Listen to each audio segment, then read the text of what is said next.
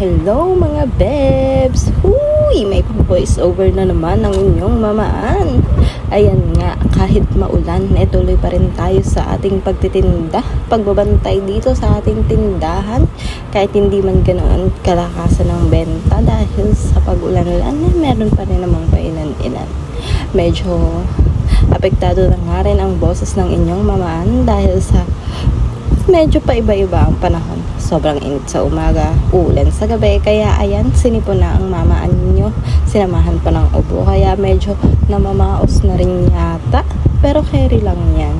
Tuloy pa rin tayo sa ating pagbabantay sa ating munting tindahan. Kaya naman, sa lahat, ingat-ingat po tayo para hindi magkasakit. Dahil ang panahon ngayon, medyo paiba-iba.